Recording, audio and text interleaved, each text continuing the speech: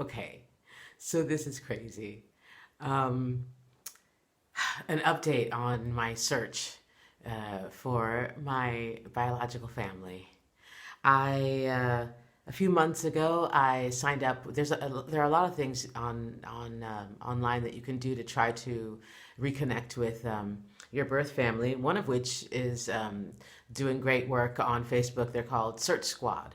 And so I signed up with them and tried to find some stuff, and we found a couple of email addresses and phone numbers for my biological father, who I think my biological father is with, and I've tried them with no results.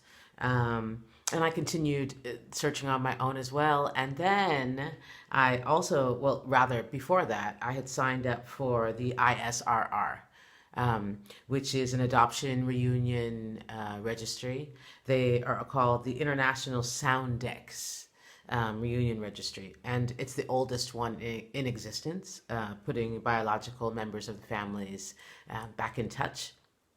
And if you do any research at all online about searching for your biological family, this is one of the first things that they tell you to do.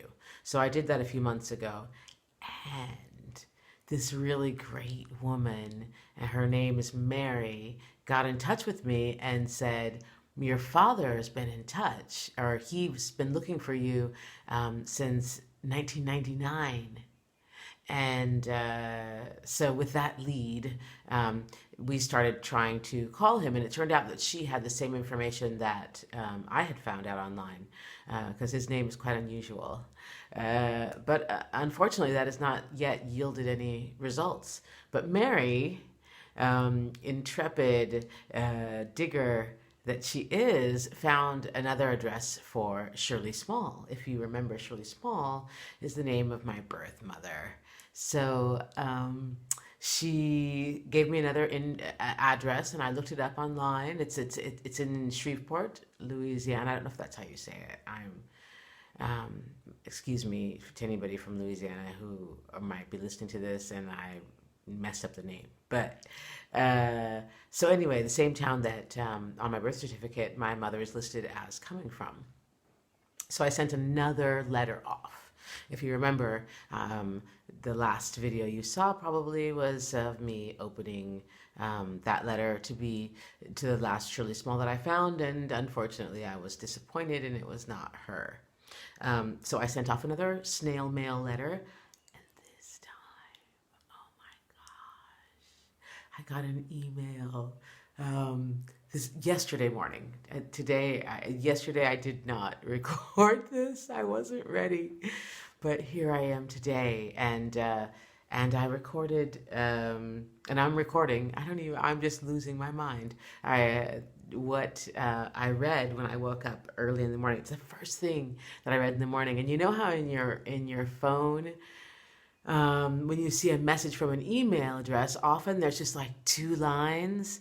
And so I woke up and I turned on my phone and I picked it up and I put it in front of my eyes. And then the first thing I read was this: my dear, sweet Lisa, yes, I am your birth mother. I have never stopped thinking about you, but had no way to know what had happened to my little baby daughter. I hoped and prayed that you were placed with a mother and father that would love and take good care of you. That's all I saw. Then I threw the phone down and I ran to get Marco because Marco was downstairs already. And I was like, Marco, oh my gosh. Oh my gosh, oh my gosh, oh my gosh. I think it's my mother. I think it's my birth mother who's writing me. Let's read the whole thing.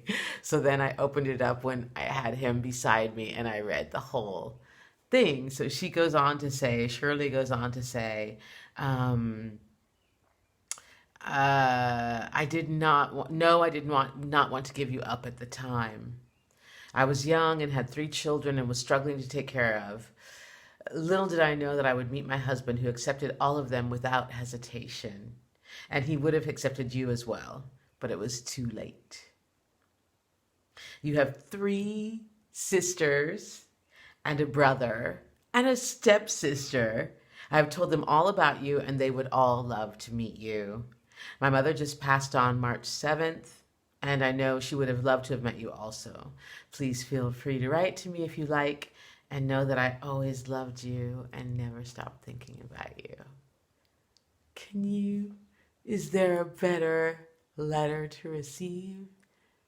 So happy, so happy.